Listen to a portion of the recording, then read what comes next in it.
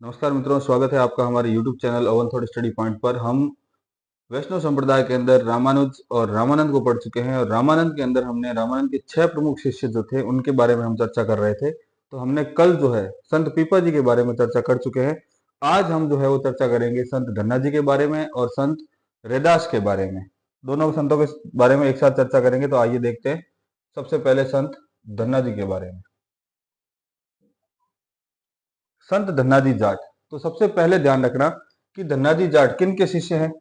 शिष्य के बारे में अगर पूछ लिया जाए तो धन्ना जी जाट जो है वो शिष्य किनके हैं। तो ये शिष्य है किनके, रामानंद के। किसके शिष्य हैं, रामानंद के। तो रामानंद के सबसे पहले इनका अपने को पता होना चाहिए कि शिष्य किनके, रामानंद के शिष्य है। इसका इनका जन्म कहाँ होता है। तो दूसरे नंबर पे बात हम करते हैं जन्म की, कि इनका जन्म कहाँ होता है। तो इनका ध्यान रखना धुवन गांव,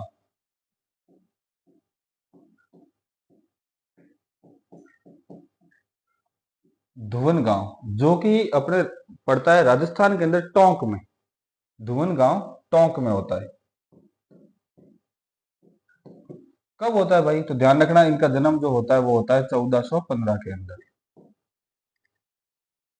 और एक बात फैक्ट में ध्यान रखना कि इनका जन्म जो है वो जाट परिवार के अंदर होता है।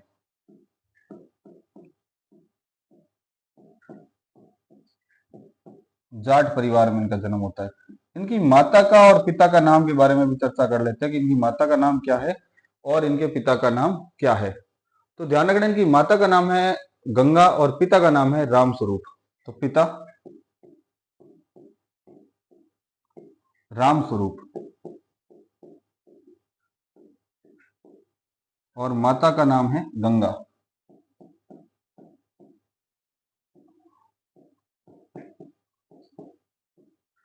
ये माता और पिता की जानकारी हो गई इनकी। ठीक है, आगे अपन देख लेते हैं। धन्ना जी के बारे में कहा जाता है कि कुण जाने आ माया श्यामरी गजब निराली है। कुण जाने आ माया श्यामरी गजब निराली है और त्रिलोकीरो नाथ और त्रिलोकीरो नाथ जाट घर बणियो हाड़ी है। तो यहाँ पर कहा जाता है कि धन्ना जी ने तो भगवान कृष्ण को ही अपने यहाँ पर हाली, यानी कि बिना वेतन के मजदूर के रूप में काम करवाया हुआ है। धन्ना जी के जो भजन है ये ध्यान रखना गुरु ग्रंथ साहिब के अंदर संग्रहित है। और कहा जाता है कि बचपन के अंदर धन्ना जी जब एक बार भगवान कृष्ण को थाली के अंदर परोस के थाली लेके जा रहे थे और कृष्ण भगवान ने जब इनका भोग नहीं लिया तो हट करके वहां बैठ गए और हट हट में भगवान कृष्ण के साथ इन्होंने भोजन भी किया हुआ है। तो फटाफट एक स्क्रीनशॉट लीजिए, फिर आगे देखते हैं धन्ना जी के बारे में।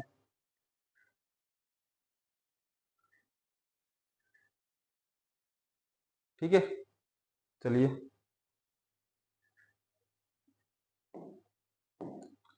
ये हो गया, ध्यान रखना शिष्य रामानंद के जन्म धुवन गांव टोंक के अंदर 1415, जाट परिवार, पिता रामस्वरूप और माता गंगा। ये इतना ये सामान्य जानकारी सबकी पता होना चाहिए सबको। तो ये ध्यान रखना इस सामान्य जानकारी के बारे में।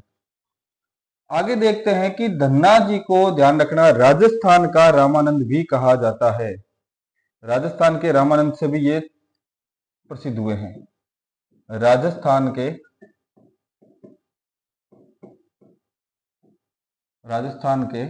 रामानंद, इनको राजस्थान के रामानंद के नाम से भी जाना जाता है। इनका उपनाम है, राजस्थान के रामानंद के नाम से भी जाना जाता है। राजस्थान में धार्मिक आंदोलन की शुरुआत करने का जो श्रेय है वो धन्ना जी जाट को जाता है। धार्मिक आंदोलन की शुरुआत, धार्मिक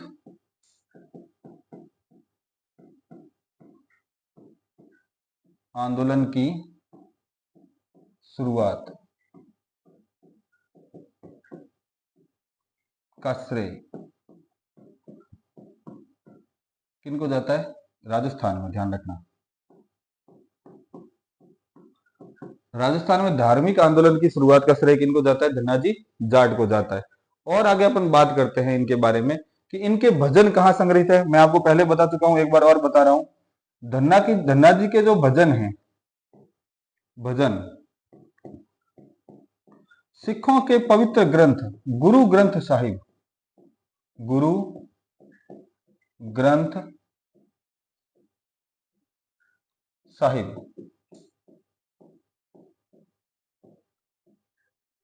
में संग्रहित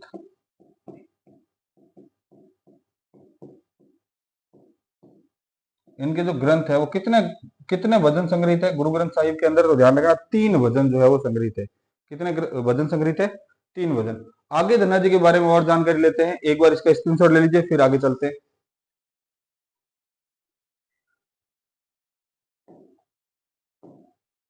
राजस्थान के रामानंद के रूप में जाना जाता है। राजस्थान में धार्मिक आंदोलन की शुरुआत का श्रेय भी धन्ना जी को जाता है। भजन जो है इनके गुरु ग्रंथ साहिब में संग्रहित है। कितने भजन संग्रहित है? 3 भजन। आगे चलते हैं। धन्ना जी, जब धन्ना जी की मृत्यु हो गई, जब धन्ना जी ने अपने शरीर को त्याग दिया, तब ध्यान रखना धुवन गांव के अंदर ही इनका एक मंदिर बना हुआ है। तो धुवन गांव में कुछ चीजें बनी हुई है, वो मैं एक साथ ही सारी की सारी बता देता हूँ। तो इनका जन्म जहां कहाँ होता है? धुवन गांव में। तो इनकी याद में क्या क्या चीजें बनी हुई है, वो सारी चीजें मैं एक ही बार यहाँ पे बता देता हूँ आपको। तो धुवन गांव में ध्यान रखना, सबसे पहले तो इनका एक क्या बना हुआ है? मंदिर बना हुआ है। संत धन्ना का मंदिर बना हुआ है धुवन गांव के अंदर। एक क्या बना हुआ है? गुरुद्वारा बना हुआ है।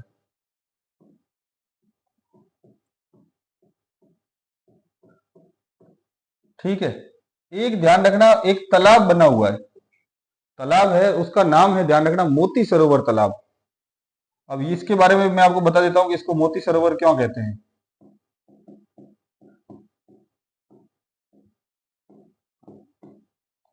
और राजस्थान सरकार ने यहाँ पर एक पेनोरमा भी बनाया है, संत धन्ना का पेनोरमा।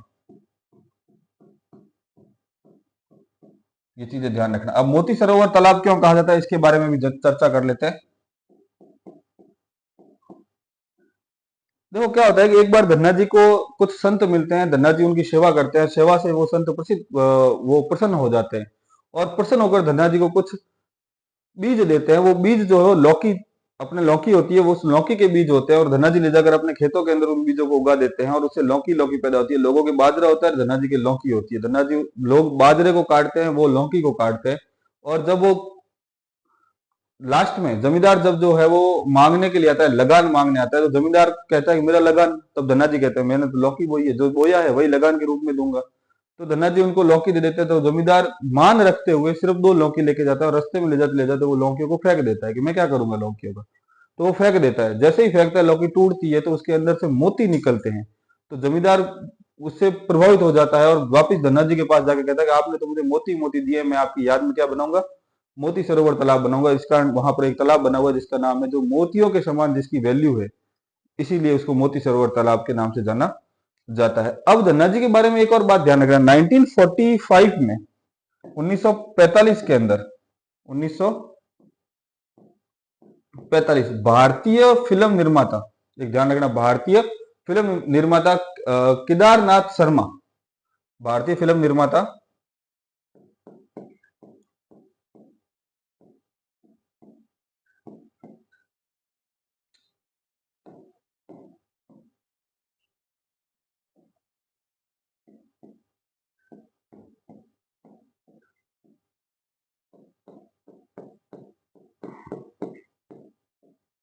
केदारनाथ शर्मा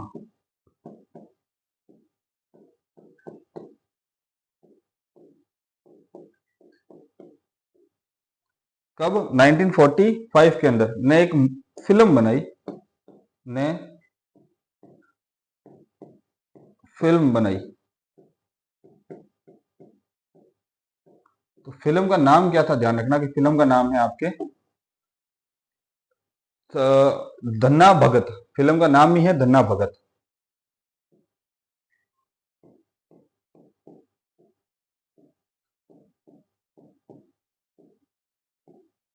इस फिल्म का नाम ही है धन्ना भगत। इस फिल्म के अंदर जो धन्ना जी का किरदार निभाया है, वो ध्यान रखना कमल जमींदार नामक व्यक्ति ने निभाया है। कमल जमींदार नामक व्यक्ति ने इस फिल्म के अंदर जो है वो धन्ना जी का रोल निभाया है। तो ये होती है धन्ना जी के बारे में बातें। वापिस एक बार देख लेते हैं कि धन्ना जी का जन्म जो है वो धुवन गांव टोंक के अंदर 1415 के अंदर हुआ। राजस्थान के रामानंद के रूप में भी इनको जाना जाता है। इनका जन्म एक जाट परिवार के अंदर होता है। इनकी माता का नाम जो है गंगा, और पिता का नाम रामस्वरूप है। धुवन गांव के अंदर इनकी याद के अंदर देखो एक मंदिर बना हुआ है, गुरुद्वारा बना हुआ है, मोती सरोवर तालाब बना हुआ है, और एक बना हुआ है राजस्थान सरकार की तरफ से पेनोरमा बना हुआ है। हठ के कारण इन्होंने भगवान कृष्ण को अपने साथ में भोजन करवाया था। राजस्थान में धार्मिक आंदोलन की शुरुआत का श्रेय जो है वो संत धन्ना को जाता है। ये बात ध्यान रखना इतनी। आगे लेते हैं अपन सेकंड नंबर पर संत रैदास को। ठीक है,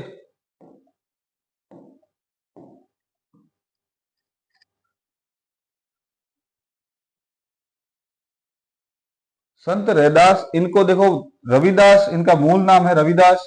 संत रैदास के नाम से भी जानते हैं, रविदास के नाम से भी जानते हैं। तो इनके बारे में भी चर्चा कर लेते हैं कि ये कौन थे, क्या थे। ध्यान रखना कि ये संत के साथ साथ एक दार्शनिक कवि भी थे और निर्गुण भक्ति के प्रवर्तक थे। तो ये बात नोट कर लेना, दार्शनिक कवि व निर्गुण भक्ति के प्रवर्तक संत रैदास, दार्शनिक कवि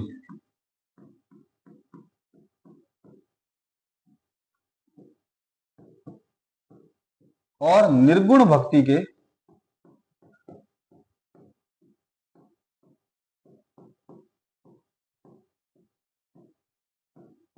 प्रवर्तक। ठीक है, ये ध्यान रखना, दार्शनिक कवि भी थे और निर्गुण भक्ति के प्रवर्तक भी थे। इनके भजन भी ध्यान रखना गुरु ग्रंथ साहिब में संग्रहित है। राजस्थान में दो ही ऐसे संत हैं जिनके भजन गुरु ग्रंथ साहिब में संग्रहित है। भजन गुरु ग्रंथ साहिब।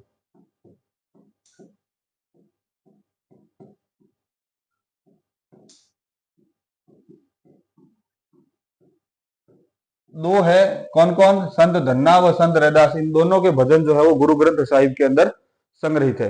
एक बात ध्यान रखना कि मीरा ने इनको सबसे पहले राजस्थान के अंदर जो है मीरा ने इनको बुलाया था, मीराबाई ने। कहां बुलाया था? चित्तौड़गढ़ दुर्ग में बुलाया था। राजस्थान में सर्वप्रथम ये कहां आए थे? चित्तौड़गढ़ दुर्ग के अंदर आए थे। उससे पहले ध्यान रखना कि इनका जन्म जो है वो काशी में होता है। इनका जन्म कहां होता है? काशी।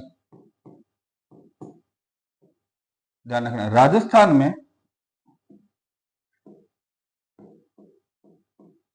सर्वप्रथम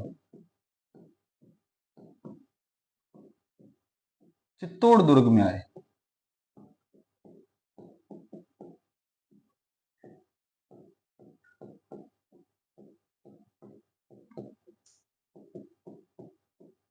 ये ध्यान रखना, ये फैक्ट है। राजस्थान में सर्वप्रथम कहां आए थे? तो राजस्थान में ये सर्वप्रथम आए हैं चित्तौड़ दुर्ग के अंदर। किसके बुलाने पर आए? ये भी ध्यान रखना, किसके बुलाने पर आए? मीराबाई के बुलाने पर। मीराबाई के बुलाने पर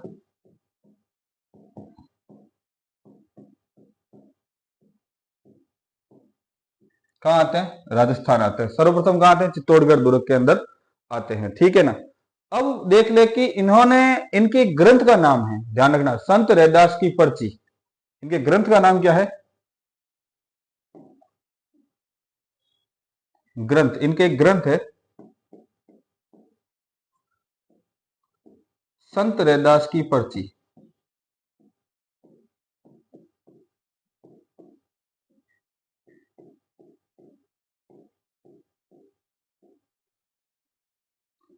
उस ग्रंथ के अंदर क्या लिखा हुआ है? तो ध्यान रखना, उस ग्रंथ के अंदर संत रैदास के उपदेश, संत रैदास के द्वारा दिए गए उपदेश जो है वो संग्रहित है। तो उपदेश संग्रहित है।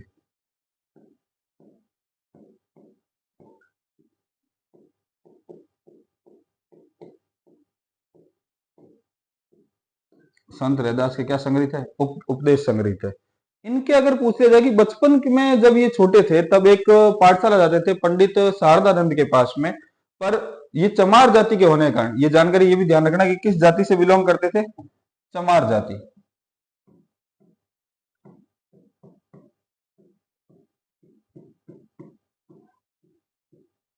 चमार जाति से बिलोंग करते थे। तो बचपन में ये एक पाठशाला जाते थे, वो थे पंडित शारदानंद की पाठशाला के अंदर। तो जो उच्च वर्ग के लोग थे उन्होंने ऐतराज जताया कि नहीं, हम अपने बच्चों को यहाँ नहीं भेजेंगे। तो इन्होंने, इनको पाठशाला छोड़नी पड़ी। परंतु जो पंडित शारदानंद थे वो जानते थे कि जो रैदास है वो उसके अंदर एक अनोखी प्रतिभा है, एक भगवान द्वारा भेजा हुआ बच्चा है। तो उन्होंने इसको पर्सनली यानी खुद व्यक्तिगत रूप से पढ़ाना शुरू किया। और बाद में धीरे धीरे ये बड़े हुए और बड़े होने के बाद में इन्होंने अपने संत रूप में, रैदास रूप में इन्होंने आगे आध्यात्म अपनाया तथा उपदेश वगैरह दिए। तो इनके बचपन के गुरु का नाम ध्यान रखना, परीक्षा में पूछा जा सकता है।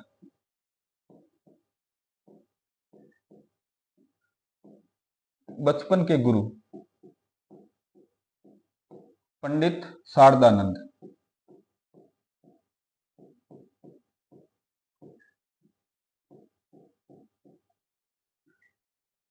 ये भी ध्यान रखना, निर्गुण भक्ति के ध्यान रखना संत है, सगुण भक्ति के नहीं है। जितने 6 शिष्य मैं पढ़ा रहा हूं, बार बार नहीं बताना पड़े, वे सारे के सारे निर्गुण भक्ति के संत है। रैदास भी थे, जैसे जैसे बड़े हुए इनकी भक्ति भावना बढ़ती गई, कहीं पे भी बाहर जाते कृष्ण वंदनम, जय श्री राम, राम राम, ये इसी तरह के वाक्य बोलते रहते, जिससे पता चलता है कि ये भगवान की भक्ति के अंदर कितने तत्पर थे या कितने लीन थे। इनके बाद में जो गुरु बने, ध्यान रखना, बचपन के गुरु तो शारदानंद है, बाद में जो इनके गुरु बने उनका नाम था क्या? बाद वाले गुरु का नाम रामानंद। धर्म गुरु कह दो या धार्मिक गुरु कह दो, या प्रमुख गुरु कह दो, वो कौन थे? रामानंद। अगर क्वेश्चन पूछ लिया जाए कि संत रैदास के गुरु का नाम क्या है, तो ध्यान रखना सीधा रामानंद लिखना है।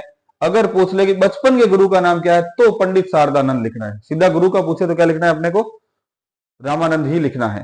तो और एक ध्यान रखना, इनकी जयंती कब मनाई जाती है, ये भी कई बार चर्चा का विषय रहता है कि इनकी जयंती किस समय मनाई जाती है। तो संत रैदास की जो जयंती है वो माघ पूर्णिमा को मनाई जाती है। मैं यहां पे स्टार करके लिख देता हूं, माघ पूर्णिमा।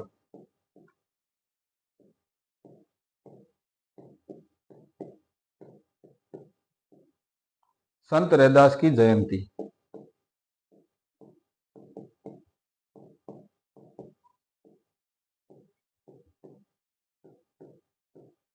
ठीक है, माघ पूर्णिमा को संत रैदास की जयंती मनाई जाती है। तो आगे कल हम अगले 3 संतों के बारे में और पढ़ेंगे। तब तक आप नोट्स बनाइए अच्छे से, लाइक करते रहिए, कमेंट करते रहिए, सब्सक्राइब करते रहिए। धन्यवाद।